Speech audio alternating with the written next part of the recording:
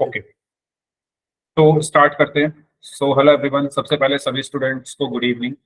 तो chapter number 9 application of trigonometry हम लोग पढ़ रहे थे और आज हम इसको खत्म कर लेंगे। ठीक है, इसके हमने काफी सारे क्वेश्चंस लास्ट क्लास में किए थे, तो उसमें से ही एक क्वेश्चन जो हमने पिछली क्लास में किया था मैं आपके लिए लेकर आया हूँ। इसको आपको लोगों को इस क्वेश्चन को सॉल्व करना है।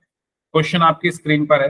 The angles of elevation of the top of the tower from the 2 points on a straight line at a distance of 4 meter and 9 meter from the base of the tower are complementary angles. Find the height of the tower. आपको tower की height बतानी है। ठीक है, तो ये question मैंने last class में आपको कराया था। जल्दी से एक बार आप लोग इसको ट्राई कर लो, फिर हम आगे बढ़ेंगे। क्वेश्चन में क्या कहा गया है उसको पढ़िए, इसकी फिगर बनाइए, उसके बाद इस क्वेश्चन को सॉल्व करिए। करिए स्टार्ट।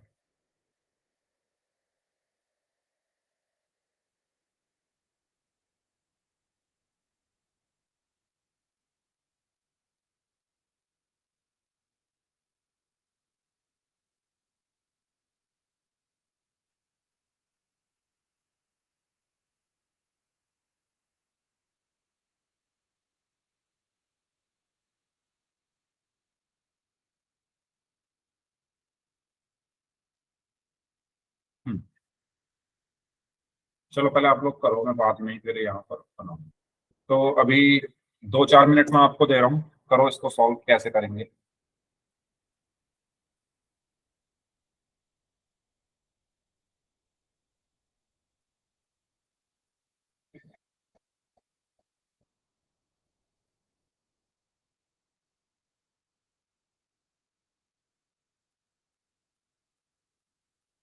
हाँ जी, जिन बच्चों ने अभी अभी क्लास ज्वाइन की है वो भी इस क्वेश्चन को सॉल्व करेंगे।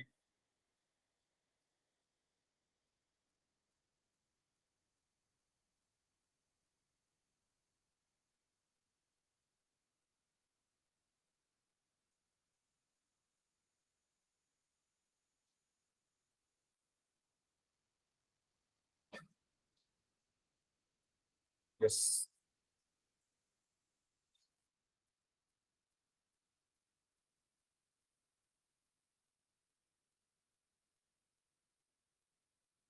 गुड इवनिंग सभी को।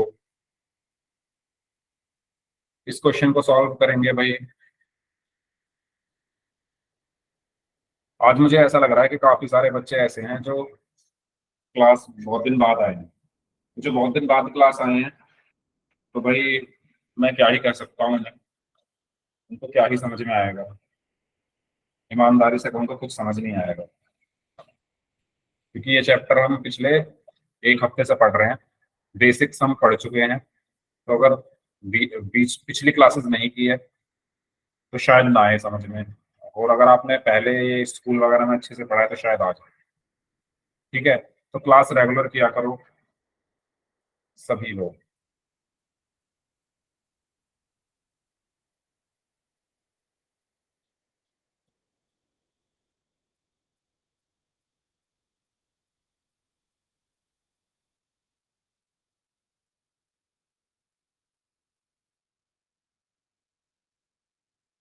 विजिट वगैरह हुई थी क्या अवंती वाले सर की स्कूल में?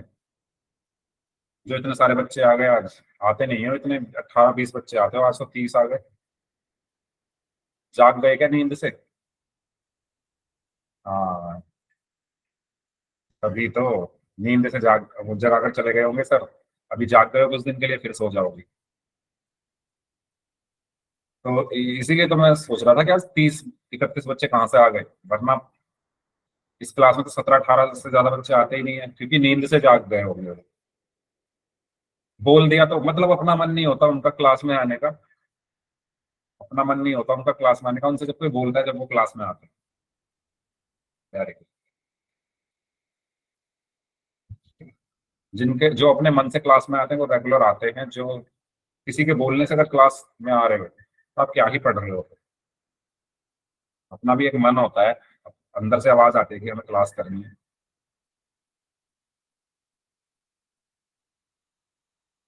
देखिए, इस क्वेश्चन में क्या कहा गया है, ध्यान से समझेंगे सभी स्टूडेंट्स। इस क्वेश्चन में कहा गया है कि भाई एक टावर है। ठीक है।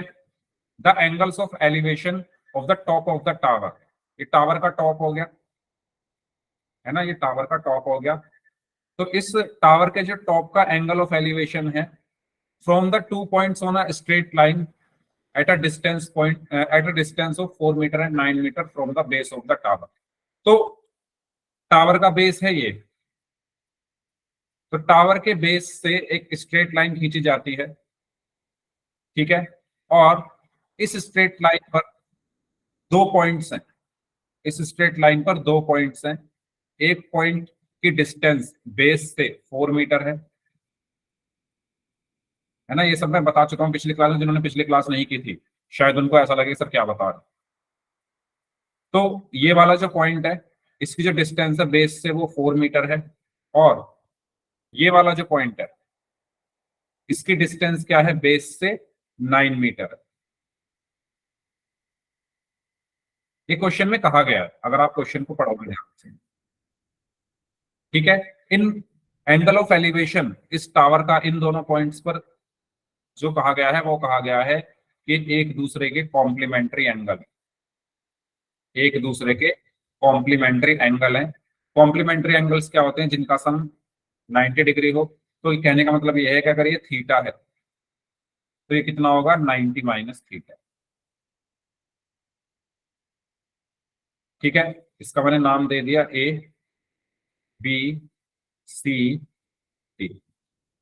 तो ये एक टावर है ए बी, एक टावर है ए बी। इसके टॉप का एंगल ऑफ एलिवेशन जो है, इसके टॉप के एंगल ऑफ एलिवेशन दो पॉइंट्स पर एक दूसरे के कॉम्प्लीमेंट्री हैं, कॉम्प्लीमेंट्री एंगल्स हैं। और वो दोनों पॉइंट्स कितनी डिस्टेंस पर हैं? एक पॉइंट तो बेस से 4 मीटर की डिस्टेंस पर है, और एक पॉइंट बेस से 9 मीटर की डिस्टेंस पर है। मुझे बताना है find the height of the tower, मुझे इस टावर की हाइट बतानी है। तो मैंने मान लिया टावर की हाइट h है। So let us assume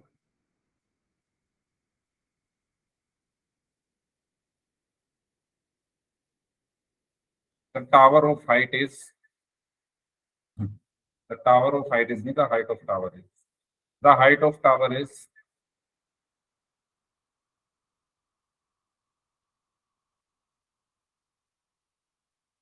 the height of tower is h metre, ठीक है। ये मैंने एज्यूम कर लिया। मैंने आपको पिछली क्लास में एक चीज बताई थी कि भाई अगर tan है और उसका एंगल है 90 माइनस थीटा, तो वो किसके बराबर होता है? बताओ, tan 90 माइनस थीटा किसके बराबर होता है?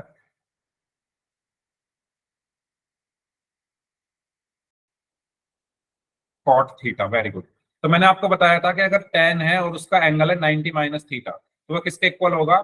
इसके आगे सी ओ लगा दो, सी ओ टी, ये टी लिख दिया ऐसे कैसे, कॉट और ये थीटा। ऐसे ही अगर कॉट है और उसका एंगल 90 माइनस थीटा है तो वो बराबर होगा tan थीटा के। ये मैंने बताया था या नहीं बताया था लास्ट क्लास में? याद करो, बताया था? यस और नो? ठीक है।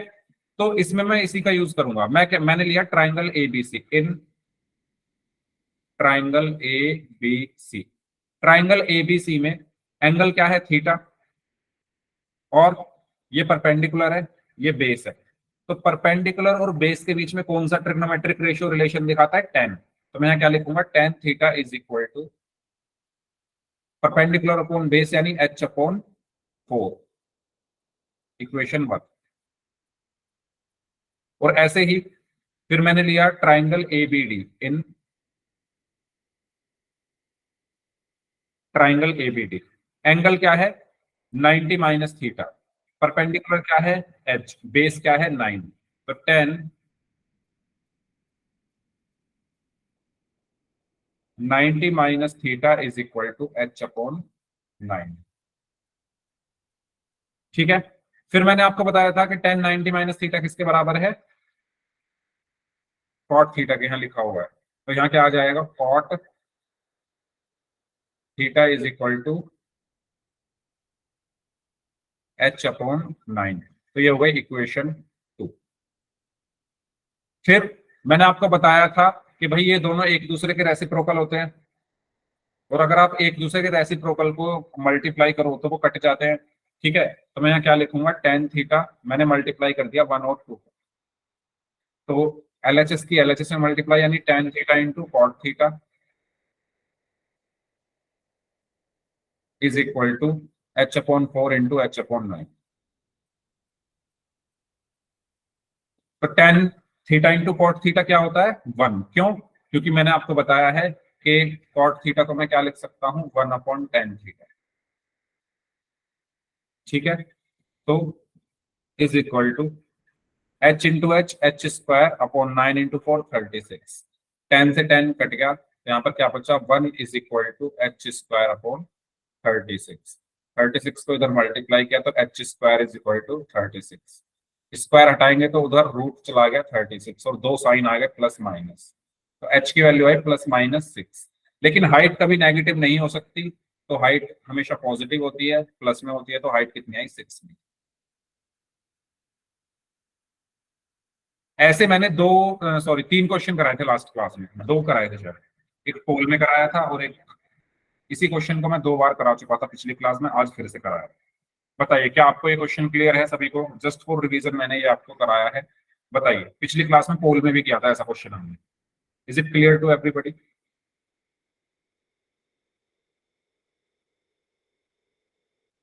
ठीक है, तो नेक्स्ट क्वेश्चन करते हैं। नेक्स्ट क्वेश्चन है द एंगल ऑफ डिप्रेशन। इस बार एंगल कौन सा दिया है, डिप्रेशन एंगल। तो एंगल ऑफ डिप्रेशन कब बनता है, जब हम ऊपर से नीचे देखते हैं, है ना। डी फोर डाउन, जब नीचे की तरफ देखते हैं, तो D for down, D for depression. तो यहाँ पर हमें एंगल ऑफ डिप्रेशन दिया है of the top of and bottom of pillar are found to be 30 degree and 45 degree respectively when viewed from the top of a cliff 50 metre high. Find the height of the pillar. Cliff क्या होता है, कोई बताया Cliff क्या होता है?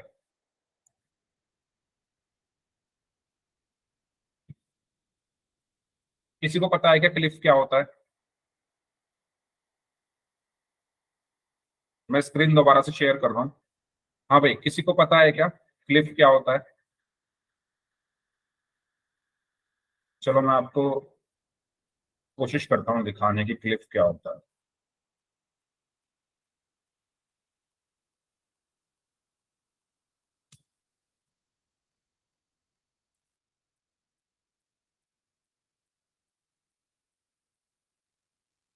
देखो, ये रहा, इस तरह का कुछ होता है क्लिफ। ठीक है, ये जो पानी के किनारे पर ये जो पहाड़ टाइप है ना, ये कटे पिटे से, ये इनको चट्टान बोलते हैं वगैरह हम। होती है। देखिए, ये इनको बोलते हैं हम टीला। क्या, क्लिफ। हाँ, टीला, हिंदी में टीला बोलते होंगे। ठीक है, तो ये होता है क्लिफ। तो क्लिफ सबको दिख गया ना कैसा होता है। अब क्वेश्चन पर चले।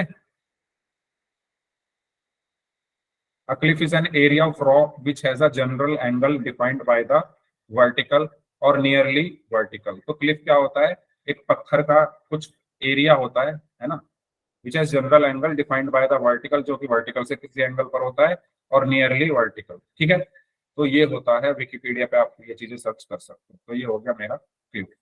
अब मैं आ जाता हूँ अपने स्क्रीन पर दोबारा से। अब आते हैं अपने क्वेश्चन पर।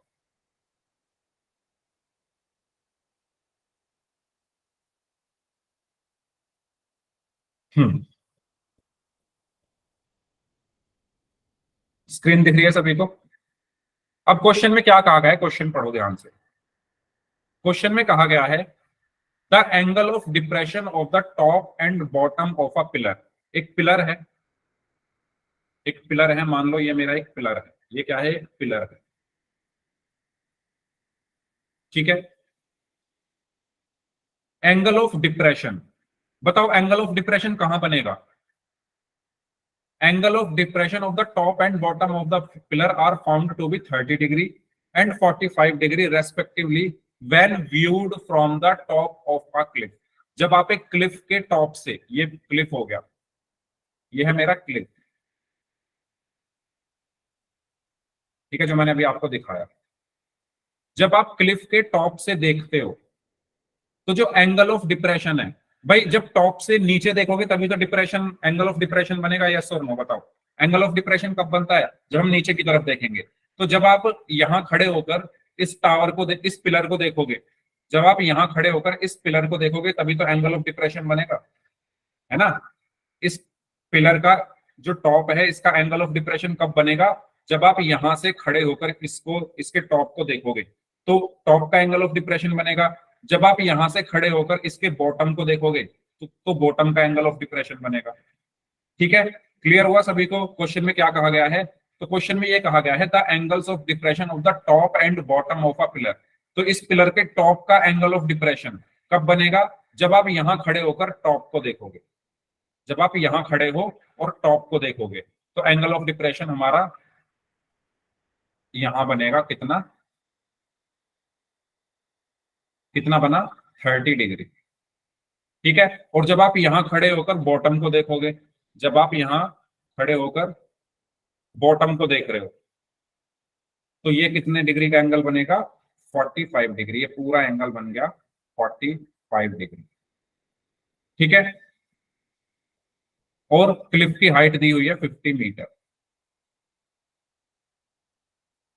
इस तरीके से इसका, इसकी फिगर बनेगी। ये क्लिफ की हाइट दी हुई है 50 metre. Find the height of pillar. आपको इस पिलर की हाइट, यानी मान लो ये एच है तो ये बताना है। तो सॉल्व कैसे करोगे? मैंने फिगर बना के आपको दिखा दी। फिगर सभी को क्लियर है तो यस टाइप कर दो, कोई डाउट है फिगर में तो पूछ लो। ये जो फिगर बनाई है इसमें किसी को कोई डाउट है तो पूछ लो, अगर सबको क्लियर है तो यस टाइप कर दो। क्लियर है? तो आपको एच की वैल्यू निकालनी है। करो स्टार्ट, कैसे निकालोगे?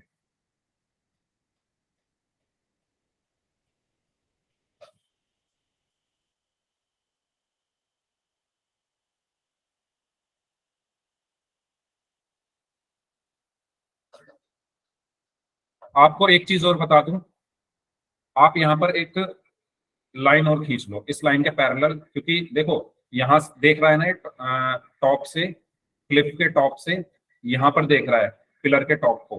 तो मैंने एक लाइन और यहां पर खींच दी है अपनी तरफ से। क्यों खींची है वो ये आपको मैं बताऊंगा। ठीक है, अभी मैं आपको बताऊंगा क्यों खींची है, पहले आप खुद से सॉल्व करो इतने।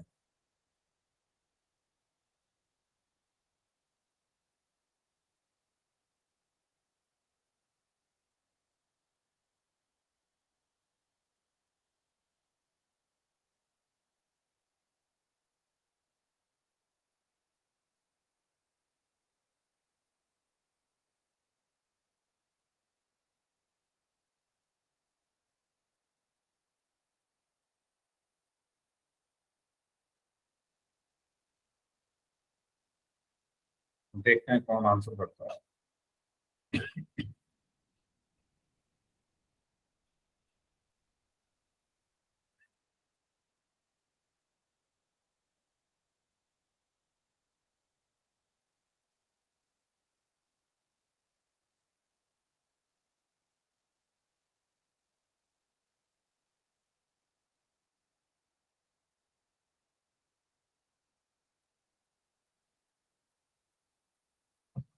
अच्छा, मुझे कराना है तो बता दो कि सर आप करा दो, अगर आपसे नहीं हो पा रहा है तो बोल दो। और अगर आप कर रहे हो तो आप ट्राई कर सकते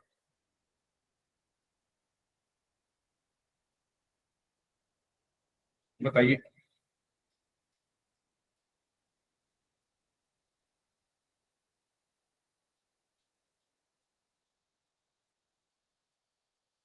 कुछ बोलिए, बोला ही नहीं आप लोगों ने। मैं कराऊं या आप लोग कर लोगे बताओ? करा दे, ठीक है। रुक जाऊं? अच्छा, 1 मिनट, ठीक है। चलो रुक रहा हूँ। करिए ट्राई।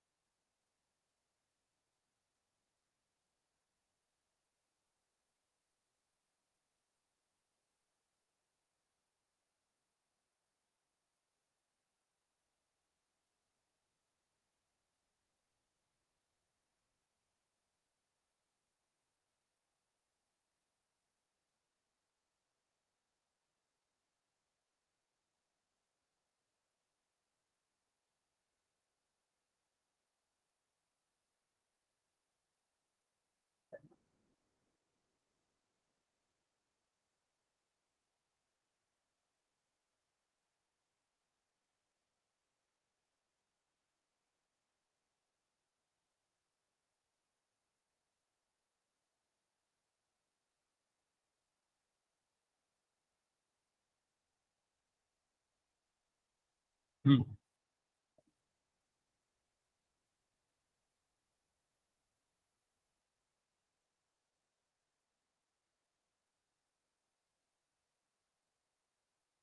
कराऊं क्या मैं?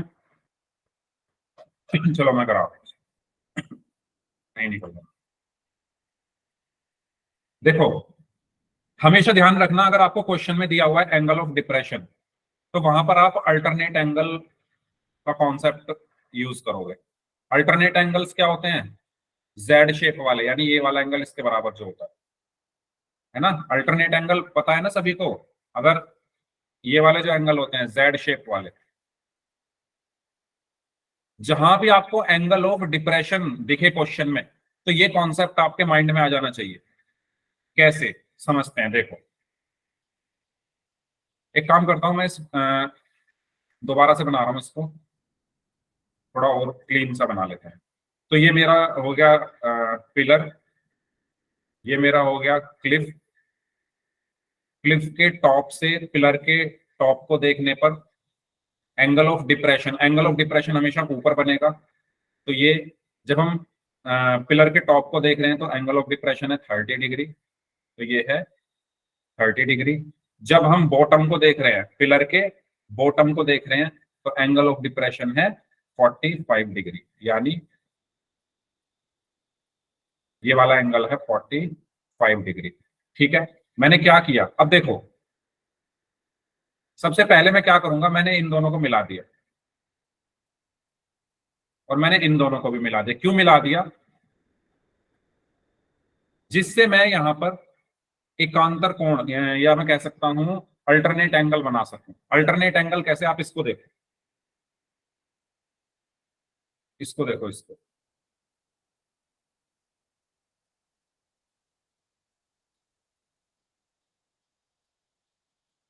जेड बन रहा है,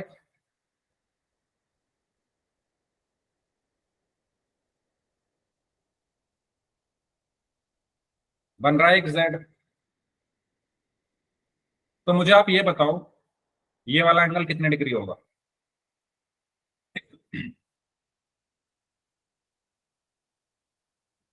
देखो ना इसको, 30 होगा। देखो, ये एक जेड बन रहा है, जेड शेप अल्टरनेट एंगल्स। तो अगर ये 30 है, यहां पर 30 बन रहा है, तो यहां पर भी 30 बनेगा, तो ये एंगल 30 डिग्री हो जाए। ठीक है, ठीक है। अब इसको देखो, अब देखो ये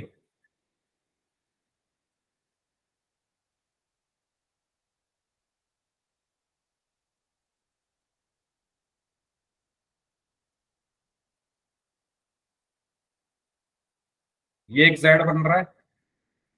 ये दो लाइन मैंने इसलिए खींची जिससे मेरा एक यहाँ पर जेड बन जाए, और इस जेड की हेल्प से मेरे एंगल निकल जाएंगे इन ट्राइंगल्स के। देख रहे हो ये ग्रीन वाला? तो ये वाला एंगल कितना होगा? 45 डिग्री। बताइए, क्या आपको ये एंगल समझ में आए? मैंने इन दोनों ट्राइंगल्स के एंगल निकाल दिए हैं। एक तो ये वाला ट्राइंगल देखो, इनके मैं नाम लिख लेता हूँ कुछ, ए, बी, सी, डी, ई। ठीक है, इसको देखो, ए बी सी, इसका एंगल निकल गया 30 डिग्री। इसको देखो, ए डी ई, इसका एंगल निकल गया 45 डिग्री। अब मेरे पास दो ट्राइंगल मिल गए मुझे ऐसे, जिनके कुछ एंगल है। तो यानी अगर मुझे एंगल मिल गए हैं, तो मेरा कुछ काम तो आसान होगा। अब मैं इन इन एंगल्स की हेल्प से ट्रिग्नोमेट्रिक रेशियो लगा सकता हूँ। क्या आपको ये बात क्लियर हो गई है कि ये एंगल कहां से आए? जल्दी से बताओ, ये एंगल कहां से आए? क्या आपको ये बात क्लियर है? ये एंगल ऑफ डिप्रेशन हमेशा हॉरिजॉन्टल लाइन से लाइन ऑफ साइट के बीच में बनता है। ये मैंने आपको स्टार्टिंग में बिल्कुल पढ़ाया था। तो टॉप से जब आप टॉप से जो मेरा ये क्या है, क्लिफ के टॉप से अगर आप पिलर का टॉप देखोगे, तो ये आपकी लाइन ऑफ साइट हो गई। ये आपकी लाइन ऑफ साइट हो गई ना, ये लाइन ऑफ साइट हो गई, और ये हॉरिजॉन्टल लाइन हो गई। तो लाइन ऑफ साइट और हॉरिजॉन्टल लाइन के बीच में जो एंगल बनेगा, वो एंगल ऑफ डिप्रेशन होता है। वो 30 डिग्री बन रहा है, वो 30 डिग्री बन रहा है, तो मैंने यहाँ पे 30 डिग्री बना दिया। क्या आपको ये बात क्लियर हो रही है? ये लाइन ऑफ साइट है। क्यों? क्योंकि लाइन ऑफ साइट क्या होती है? जो भी आप देख रहे हो, किसी भी चीज को आप देख रहे हो, अगर आप वहां से उस चीज तक एक सीधी लाइन खींच दो, वो लाइन ऑफ साइट है। जैसे आप टीवी देख रहे हो, तो आपकी आंख से अगर मैं टीवी तक एक लाइन खींच दूं, वो लाइन ऑफ साइट होती है। अगर आप ऊपर फैन को देख रहे हो, तो अगर मैं आपकी लाइन से आपके फैन पर एक लाइन खींच दूं, अगर आपकी आंखों से आपके फैन तक एक लाइन सीधी खींच दूं, तो वो लाइन ऑफ साइट है। ठीक इसी तरीके से अगर आप यहाँ टॉप पर खड़े होकर हम इस पिलर के टॉप को देख रहे हैं, तो अगर मैं यहां से पिलर के टॉप तक एक सीधी लाइन खींच दूं, तो वो लाइन ऑफ साइट है, ये मेरा लाइन ऑफ साइट है। और ये हॉरिजॉन्टल लाइन, तो इनके बीच का एंगल एंगल ऑफ डिप्रेशन होता है, जो है 30 डिग्री, क्वेश्चन में दिया हुआ है। सेम जब आप क्लिफ के टॉप से पिलर के बॉटम को देखोगे, ये बॉटम है, ये पिलर है, इसका बॉटम ये है, ये पिलर है मेरा, ये मेरा पिलर है, ठीक है, और ये मेरा क्लिफ है। तो लाइन ऑफ साइट क्या होगा भाई, जहां भी आप देख रहे हो वहां से एक सीधी लाइन खींच दो, वो लाइन ऑफ साइट होती है। तो अगर आप नीचे देख रहे हो, तो यहां से आपकी आंख यहां होगी, और यहां से अगर आप नीचे देख रहे हो, तो यहां तक एक मैंने लाइन खींच दी, तो ये लाइन ऑफ साइट हो गई, और ये हॉरिजॉन्टल हो गया। तो लाइन ऑफ साइट और हॉरिजॉन्टल के बीच का जो एंगल होता है वो एंगल ऑफ डिप्रेशन, और वो कितना है, 45 डिग्री। तो जब आप पिलर के टॉप को देख रहे हो तो एंगल है 30 डिग्री, जब आप पिलर के बॉटम को देख रहे हो तो एंगल है 45 डिग्री। क्या ये एंगल क्लियर है कि ये 30 और 45 कहां से आए, पहले ये बताओ। ये 30 मैंने कैसे बनाया और ये 45 कैसे बनाया, ये क्लियर हुआ सभी को? ठीक है, एंगल ऑफ डिप्रेशन मैंने क्योंकि बताया हुआ है, एक बार और देख लो। एंगल ऑफ डिप्रेशन क्या होता है, एंगल ऑफ डिप्रेशन भी और एंगल ऑफ एलिवेशन भी, दोनों क्या होते हैं, angle between line of site and angle between line of site and horizontal line. ठीक है, एंड हॉरिजॉन्टल लाइन। तो ये डेफिनेशंस बिल्कुल स्टार्टिंग में सब पढ़ा चुका हूं, तो वही मैंने एंगल बनाया। फिर अब क्योंकि यहां एंगल बनाने से मुझे कुछ फायदा नहीं है, यहां एंगल बनाने से, ऊपर एंगल बनाने से मुझे कुछ फायदा नहीं है, तो मैंने क्या देखा, मैंने देखा कि भाई मैं एक लाइन अगर यहां खींच दूं तो एक जेड बन जाएगा ऐसे, ये वाला जेड, ये वाला देखो, ये वाला जेड, और ये जेड बन रहा है, तो ये अल्टरनेट एंगल होगा, ये 30 है तो ये भी 30 हो जाएगा। सेम एक जेड ये बन रहा है, तो अगर ये एंगल 45 है तो ये भी 45 हो गया, अल्टरनेट एंगल्स। तो मुझे अब इन ट्राइंगल के अंदर मिल गए एंगल, अब मुझे कुछ फायदा होगा इस क्वेश्चन में आगे बढ़ने का। यहां तक किसी को कुछ भी पूछना है तो पूछ, यहां तक किसी को कुछ भी पूछना है तो पूछ। अब चल रहा हूं मैं सॉल्यूशन की तरफ, इसको सॉल्व कैसे करना। अब देखो,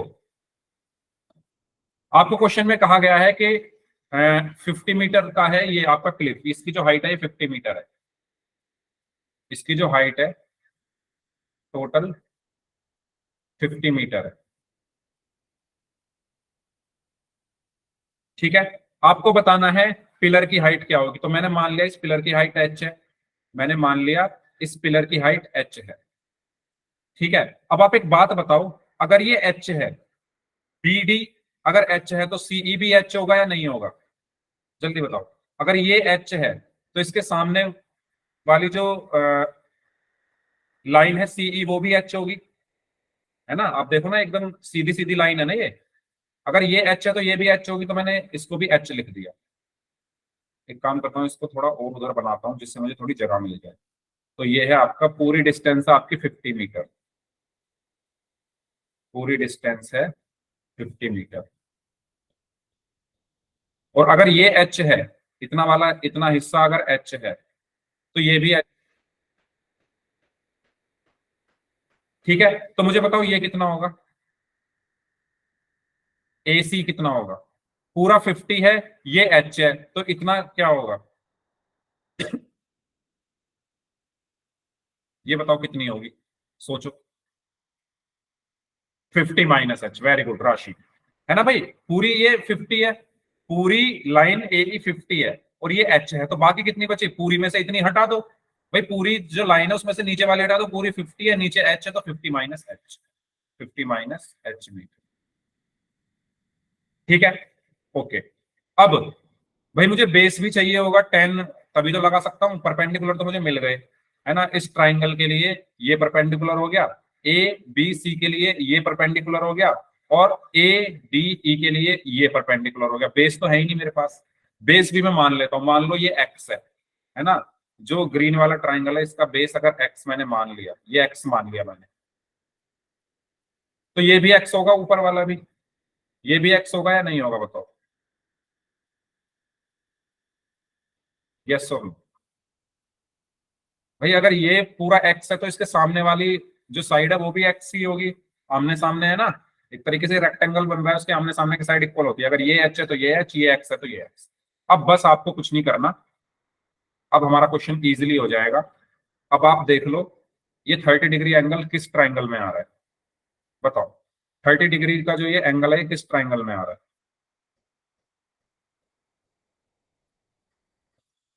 इसमें आ रहा है ना, ए सी बी में। इसमें देखो, और राइट एंगल ट्राइंगल लेना है मुझे। आने को तो ये इसमें भी आ रहा है, लेकिन ये राइट एंगल ट्राइंगल नहीं है। इसको देखो, A C B, A C B एक राइट एंगल ट्राइंगल। तो in triangle A C B, in triangle A C B क्या होगा? Tan thirty is equal to, perpendicular क्या है 50 माइनस एच अपॉन बेस क्या है एक्स। बताओ, क्या आपको ये बात क्लियर हुई? Tan thirty, tan thirty is equal to perpendicular upon base. Perpendicular क्या है इसका? 50 माइनस एच, बेस क्या है एक्स। ठीक है, क्लियर है सभी को ये? अब इसको देखो, 45 डिग्री किस ट्राइंगल में आ रहा है? 30 तो इसमें आ रहा था, 30 तो इसमें आ रहा था, तो इसमें लगा दिया मैंने 10। अब 45 किस में आ रहा है? इसमें आ रहा है ना, एडीई में, इन ट्राइंगल एडीई,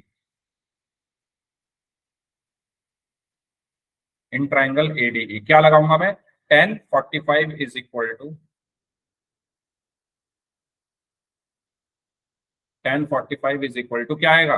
परपेंडिकुलर क्या है 50, और बेस क्या है एक्स, है ना भाई। परपेंडिकुलर तो ये पूरी लाइन है ना, ये 50 मीटर है, और बेस है x.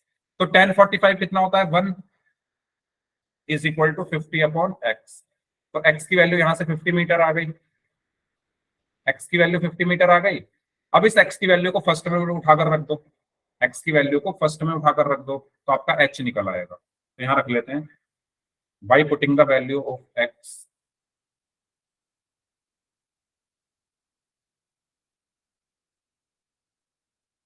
In equation one. Equation one क्या है? 10 30, 10 30 होता है 1/√3 is equal to 50 minus h. X की जगह रख दिया मैंने 50, तो ये 50/√3 is equal to 50 minus h. तो एच इज इक्वल टू कितना आएगा? 50 - 50 अपॉन √3। ठीक है, तो एच की वैल्यू क्या आ गई? 50 कॉमन ले लो, 1 - 1/√3। ठीक है, या आप एक काम और कर सकते हो,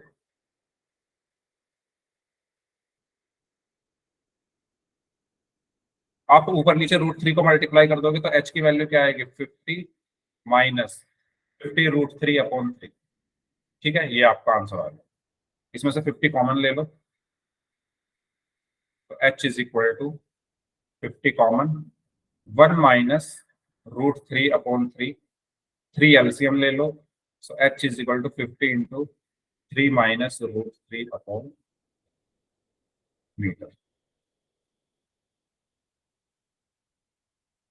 ये आंसर है।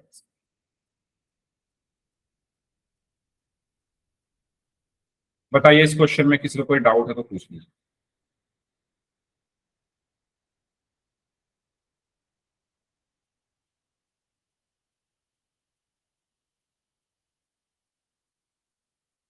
ठीक है, तो भाई सबसे पहले आपने एंगल ऑफ डिप्रेशन बनाए ऊपर, फिर अल्टरनेट एंगल की हेल्प से आपने दो ट्राइंगल के एंगल निकाले, उन ट्राइंगल्स में 10 लगा दिया, दो इक्वेशंस को सॉल्व करके आपका हाइट आ गई। ठीक है, तो एक ऐसा ही क्वेश्चन है पोल सेक्शन में, उसको अब हम लोग करेंगे। करेंगे स्टार्ट। इसमें कोई डाउट है तो पूछ लो पहले एक बार, अगर कोई भी चीज आपको ना समझ में आई हो तो एक बार पूछ लो। मैं इसकी पीडीएफ आपको भेज दूंगा। ठीक है, तो उस टेंशन मत लेना कि सर मुझे ये लिखना है, पीडीएफ में आपको भेज दूंगा, डाउट पूछ लो, कुछ पूछना। तो एक क्वेश्चन है अगला, ये रहा क्वेश्चन। हिंदी इंग्लिश दोनों में लिखा है, जो सी लैंग्वेज में आपको इजी लगे उसमें पढ़िए, फिगर बनाइए और इसको करना आप स्टार्ट करिए।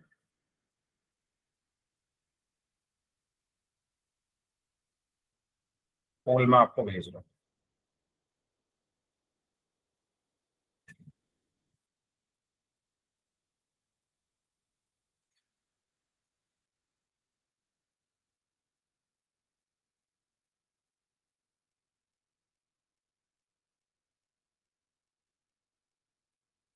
मुझे पता है बहुत सारे बच्चे इस क्वेश्चन को गलत करने वाले हैं, क्योंकि बहुत सारे बच्चे ऐसे हैं जो काफी समय बाद क्लास में आए हैं, तो उनके बेसिक्स जीरो होंगे बिल्कुल, उन्होंने स्टार्टिंग से क्लास नहीं की है।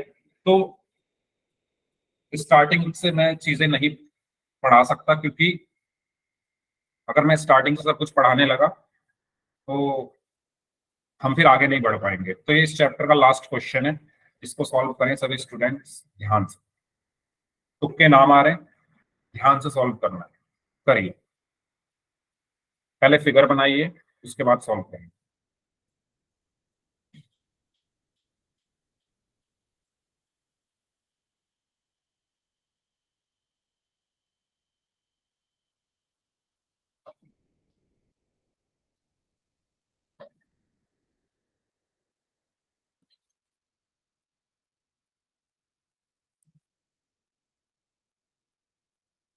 हम्म।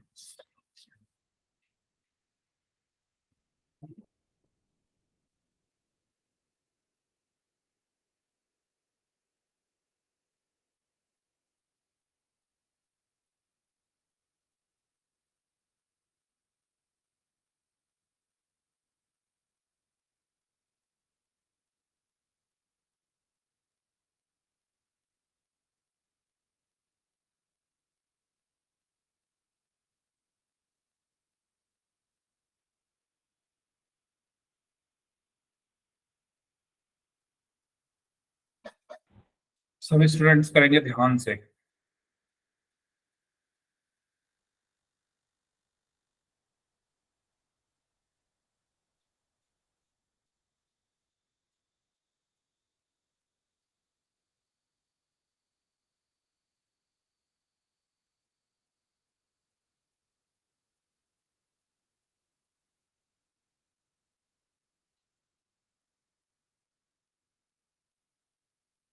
सो 6 में से सिर्फ 3 स्टूडेंट्स का आंसर सही है।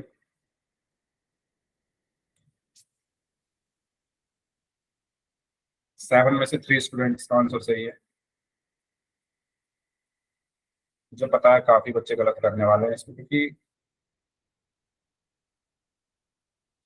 ये जब क्लास ही नहीं करोगे तो फिर कहाँ से सही करोगे, है ना। आज क्लास में 40 बच्चे आ गए, क्लास में वरना आते हैं वही 18-20 बच्चे, तो दुगने बच्चे आ गए आज। और वो ऐसे हैं जो क्लास करते ही नहीं कभी।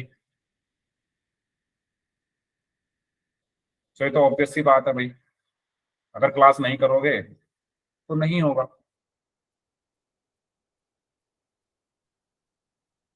आपके लिए मैं इसको थोड़ा इजी कर देता हूँ, जो बच्चे इसमें कंफ्यूज हो रहे हैं मैं आपके लिए फिगर बना देता हूँ, ठीक है, शायद आपके लिए थोड़ा इजी हो। तो एक क्लिफ है ठीक है। 81 मीटर की, ठीक है।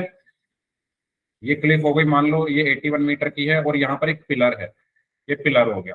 तो इस क्लिफ से जब पिलर के टॉप को देखा जाता है ना, यहाँ से जब इस पिलर के टॉप को देखा जाता है, तो एंगल ऑफ डिप्रेशन कितना है, 45 डिग्री।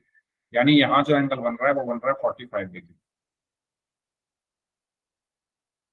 ठीक है। तो मैं अगर यहाँ पर एक लाइन खींच दूं इसको मिलाते हुए, तो एक जेड बन गया यहाँ पर, तो ये 45 है, तो ये भी 45 है। और अगर आप बॉटम को देखोगे, अगर आपने बॉटम को देखा, तो एंगल ऑफ डिप्रेशन कितना बन रहा है, 60 डिग्री। तो ये जो एंगल बन रहा है ये बन रहा है 60 डिग्री। और अगर मैं यहाँ पर एक लाइन खींच दूं तो यहाँ पर एक जेड बन रहा है, ये वाला। तो इस जेड के अकॉर्डिंग अल्टरनेट एंगल ये 60 है, तो ये भी 60 होगा, ठीक है। अब आप इसको x मान लो, ये वाली डिस्टेंस x है, तो ये भी x होगी। ये अगर h है तो ये भी h होगी, इतनी डिस्टेंस। और पूरी डिस्टेंस 81 है, पूरी डिस्टेंस 81 है, तो ये 81 माइनस h होगी। तो ये आपकी फिगर रेडी हो चुकी है बनकर। अब आपको इसमें दो ट्राइंगल है, उसमें 10 वगैरह लगाने हैं, आंसर आ गया। h की वैल्यू आपको निकालनी। 13 में से 7 स्टूडेंट्स का आंसर सही है।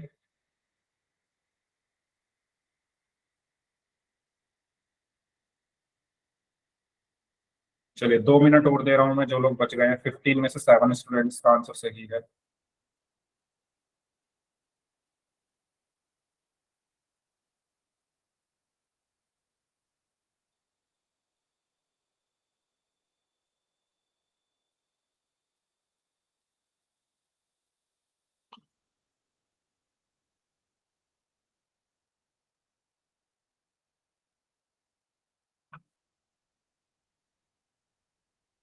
सिक्सटीन में से 7 स्टूडेंट्स का आंसर सही है।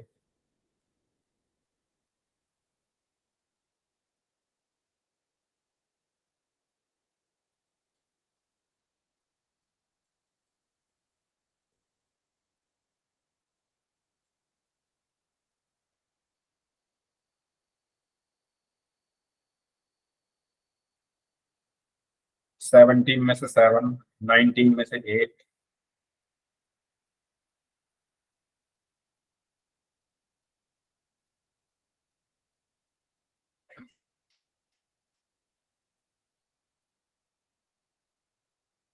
Last 1 minute.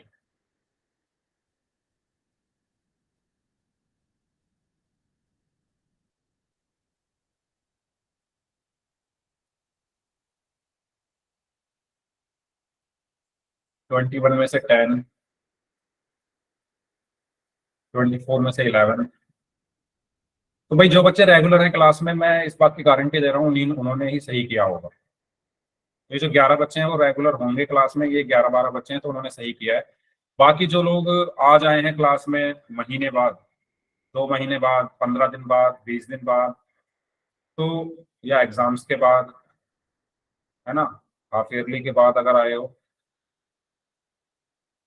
तो आप गलत करोगे इसको, क्योंकि बेसिक्स आपके क्लियर नहीं है, और बेसिक्स में हम पिछले हफ्ते पढ़ा चुका हूँ। तो जिन 13 बच्चों ने आंसर दिया है, मैं दावे के साथ कह सकता हूँ वो बच्चे होंगे जो रेगुलर क्लास में आ रहे होंगे।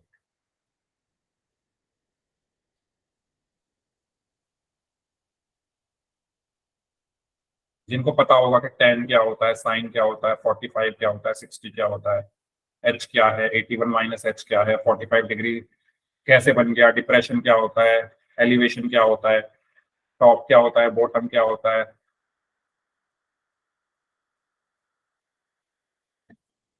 चलिए लास्ट 5 सेकेंड्स, 5,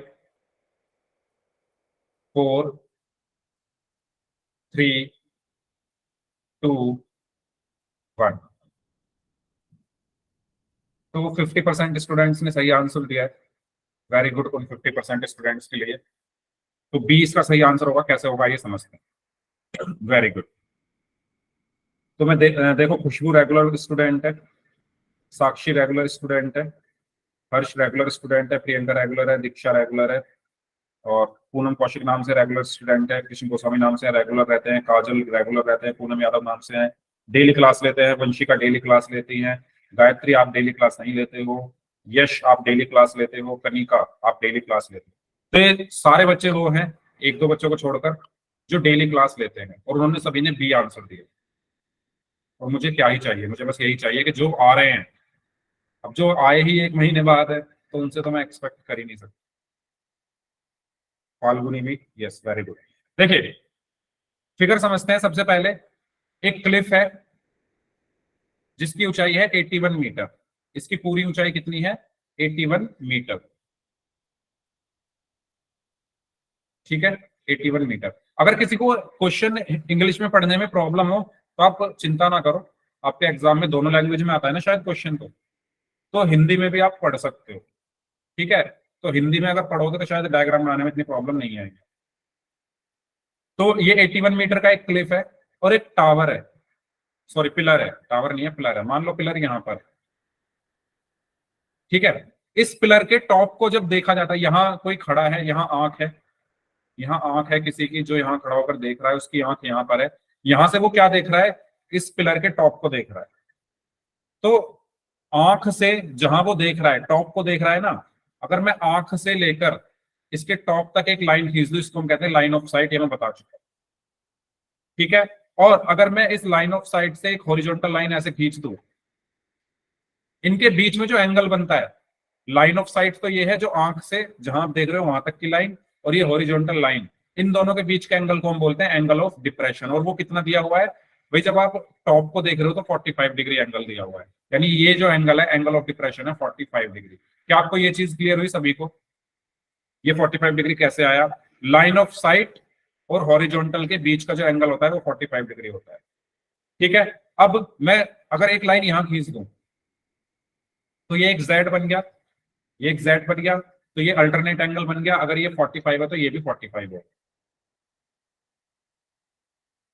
जब भी एंगल ऑफ डिप्रेशन पिक्चर में आता है, जब भी एंगल ऑफ डिप्रेशन पिक्चर में आता है तो आपको इस तरीके से अल्टरनेट जरूर बनेगा वहां पर।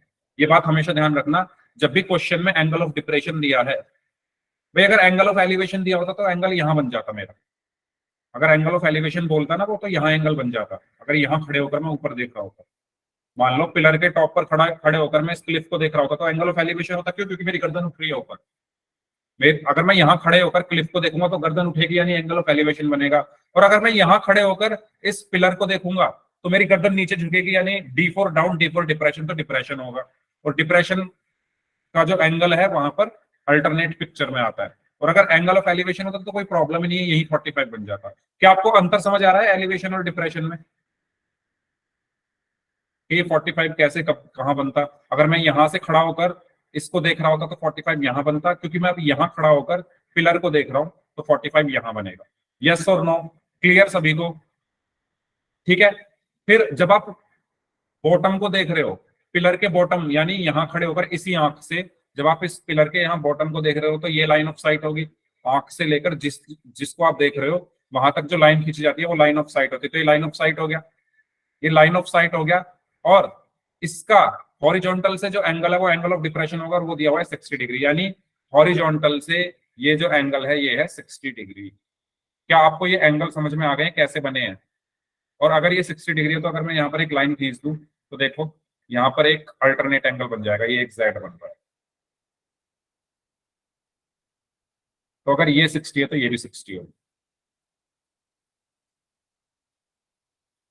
बताइए एंगल्स कैसे बने, ये क्लियर हो चुका है। अब मुझे चाहिए पिलर की हाइट। पिलर ये है ना मेरा, इसकी हाइट मैंने एच मान ली। तो अगर ये एच है तो इतनी इतनी जो हाइट है ये भी एच होगी। और अगर इतनी हाइट एच है तो ये 81 माइनस एच होगी। और क्योंकि मुझे बेस भी चाहिए तो बेस को मैंने एक्स मान लिया। और अगर ये एक्स है तो ये भी एक्स होगी। आपकी फिगर रेडी है? अब बस आपको ट्राइंगल ढूंढने हैं और टेन लगाना है। ट्राइंगल कौन सा है? एक एक तो ये वो ट्राइंगल हो जिसमें 45 डिग्री हो और वो राइट एंगल ट्राइंगल हो। तो एंगल 45 डिग्री और राइट एंगल ट्राइंगल तो ये बनेगा ना, ये वाला। देखो इनके अगर मैं नाम दे दूं कुछ, ए बी सी डी ई, तो ट्राइंगल एबीसी में देखो क्या आएगा। Tan 45 is equal to perpendicular upon base. Perpendicular क्या है? 81 माइनस एच, और बेस क्या है? एक्स। तो टेन 45 की वैल्यू 1 होती है, तो 1 is equal to 81 minus h upon x. तो एक्स इज इक्वल टू क्या आ गया? 81 माइनस एच। यस और नो? इक्वेशन 1। ठीक है, अब 60 डिग्री किस में बन रहा है? 60 डिग्री बन रहा है इस वाले ट्राइंगल में, ए डी ई में। तो in A D E tan 60 is equal to perpendicular है 81, बेस है एक्स। टेन 60 कितना होता है? कितना होता है टेन 60? √3 होता है ना। क्या हुआ भाई, इतने चुप क्यों? Tan 60 √3 is equal to 81 upon h. तो एच कितना आ गया? 81 अपॉन √3। इसको मैं यहीं पर इसको रैशनलाइज कर लेता हूँ, ऊपर नीचे √3 को मल्टीप्लाई कर दो। तो एच कितना आ गया? 81 √3 अपॉन 3। 81 अपॉन एक्स आएगा, मैंने एच लिख दिया। यही तो बोलो कि ये एक्स है। ठीक है, बेस एक्स है ना, सॉरी।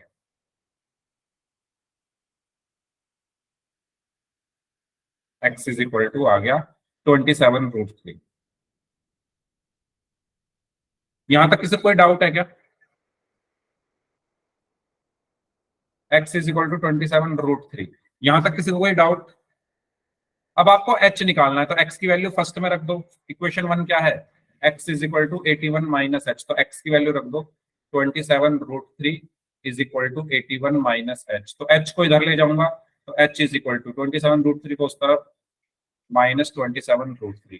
क्या कॉमन आएगा? 27 कॉमन आ जाएगा, तो ब्रैकेट के अंदर क्या बचा? 3 माइनस √3, ऑप्शन बी।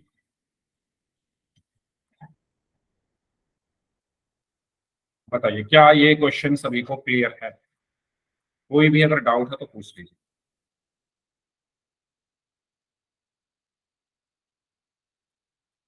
ये क्वेश्चंस बहुत आसान है, मैं आपको बता रहा हूं, अगर आप प्रैक्टिस करोगे तो। ये देखने में ऐसे लगते हैं कि सर पता नहीं क्या बोल रहा है ये क्या। अगर आपके बेसिक्स क्लियर है कि लाइन ऑफ साइट क्या होता है, एंगल ऑफ डिप्रेशन क्या होता है, एंगल ऑफ एलिवेशन क्या होता है, अगर ये तीनों चीजें आपको क्लियर है तो वो कॉन्सेप्ट माइंड में रखो। आपको टेन की वैल्यूज क्लियर है, ट्रिग्नोमेट्रिक रेशियो सारे क्लियर है, तो वो ध्यान में रखो। बस प्रैक्टिस कर लो, है ना। आपको प्रैक्टिस करने से पहले क्या क्या पता होना चाहिए? लाइन ऑफ साइट क्या होता है, एंगल ऑफ डिप्रेशन क्या होता है, और एंगल ऑफ एलिवेशन क्या होता है, और टेन की वैल्यूज। अगर ये सब चीजें आपको पता है तो प्रैक्टिस करने लग जाओ, और जितने ज्यादा क्वेश्चन करोगे आपके माइंड में कॉन्सेप्ट क्लियर होते जाएंगे। ये मैंने पिछली क्लास में भी आपको एक्सप्लेन की थी चीज, कि ये टॉपिक ऐसा है जो आप पहली बार पढ़ रहे हो। अब तक हमने जो टॉपिक किए वो ऐसे थे जो आप थोड़ा ना थोड़ा पढ़ के आ रहे थे ना पीछे से। चाहे वो पॉलिनोमियल हो, आपने 9th में पढ़ा था थोड़ा बहुत, चाहे वो अलजेब्रा हो, आप 6th 7th मतलब पढ़ते हुए आ रहे हो उन चीजों को। लेकिन ये एकदम फ्रेश है आपके लिए, ट्रिग्नोमेट्री एकदम फ्रेश है। तो अगर कोई चीज आपके लिए फ्रेश है तो उसकी और ज्यादा प्रैक्टिस आपको करनी है। ठीक है, तो फिर से बोल रहा हूँ, प्रैक्टिस करना इसकी। मैंने होमवर्क में भी क्वेश्चंस भेजे थे, वो किए आप सबने, उनकी प्रैक्टिस की। पहले ये बताओ, इस क्वेश्चन में किसी को कोई डाउट है क्या? ठीक है, तो इसका सही आंसर ऑप्शन बी है। ओके, हाँ जी, अब बताओ। आप, मैंने जो होमवर्क भेजा हुआ है वो कर लिया है ना सभी ने? होमवर्क में ऐसे ही क्वेश्चन, अगर नहीं किए हैं फिर बोल रहा हूँ कर लेना हूँ। ठीक है, तो ये जो चैप्टर है मैंने आपको सारे कॉन्सेप्ट इस चैप्टर के, मैं 15 क्वेश्चन तो मैंने आराम से करा दिए होंगे इसमें, है ना। एग्जाम्पल और पोल लगाकर 15 क्वेश्चन हमने किए हैं इस चैप्टर में ऑलमोस्ट। 8 तो पोल के क्वेश्चन है और इतने ही एग्जाम्पल होंगे, ज्यादा ही होंगे। तो हमने ये चैप्टर यहाँ पर खत्म कर लिया है। अब आपके जो भी डाउट्स हैं आप अपने डाउट्स पूछ सकते हो। अगली क्लास में हम अपना नेक्स्ट चैप्टर प्रोबेबिलिटी स्टार्ट करेंगे। ठीक है, अब आप बोलोगे सर ट्रिग्नोमेट्री, और ट्रिग्नोमेट्री के बाद सर वो तो रह ही गया ट्राइंगल वगैरह। प्रोबेबिलिटी के बाद हम ट्राइंगल पढ़ेंगे, ट्राइंगल के बाद हम सर्कल पढ़ेंगे। ठीक है, तो इस तरीके से हम पढ़ेंगे पढ़ेंगे सब कुछ। तो अब हाँ, जिनको जाना है वो चले जाओ, जिनके डाउट्स हैं वो पूछ लो।